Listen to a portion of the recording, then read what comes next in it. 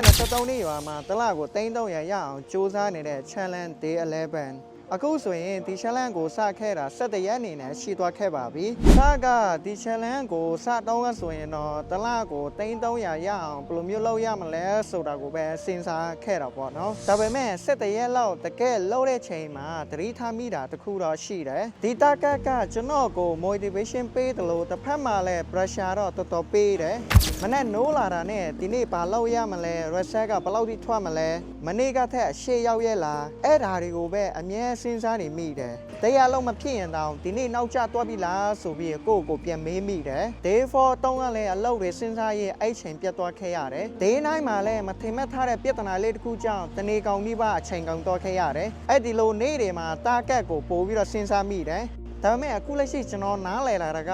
တလားလုံးရဲ့ reset ကိုတရက်သေးနဲ့ဆုံးဖြတ်လို့မရဘူး။ကောင်းတဲ့နေ့တွေရှိမယ်မကောင်းတဲ့နေ့ဆိုရင်လည်းရှိမယ်။ဝင်ငွေကောင်းတဲ့နေ့တွေကလည်းရှိမယ်။ဘာ reset မှမထွက်တဲ့နေ့တွေကလည်းရှိမယ်။တရားမကောင်းတဲ့ကို plan တစ်ခုလုံးကိုတန်တရားဝင်မနေဖို့ပါပဲ။ဒါကြောင့်အခုကစပြီးကျွန်တော်ရဲ့ target ကိုဆက်ကြည့်မယ်။ဒါပေမဲ့နေ့တိုင်း reset ထွက်ဖို့ကိုအရန်ပြရတော့မပေးတော့ဘူး reset ကိုတော့ဒီတစ်ပတ်ကုန်တဲ့ချိန်မှာပြင်ပြီးတော့ကြည့်မယ်အခုဆိုရင်ဒီ challenge ရဲ့ day 11အနေနဲ့ရောက်ရှိလာခဲ့ပြီအရှိမရက်တွေကလည်းအများကြီးအနေနဲ့ကြံသေးတယ်ဒီလကုန်တဲ့ခါမှာ300ပြည့်သလားမပြည့်ဘူးလားဆိုတာကိုတော့စက်ကြည့်ကြတာပေါ့နော်ကျွန်တော်တော့ထက်မြအောင်ပါ day သွားမှာပြင်ပြီးတော့တွေးကြပါမယ်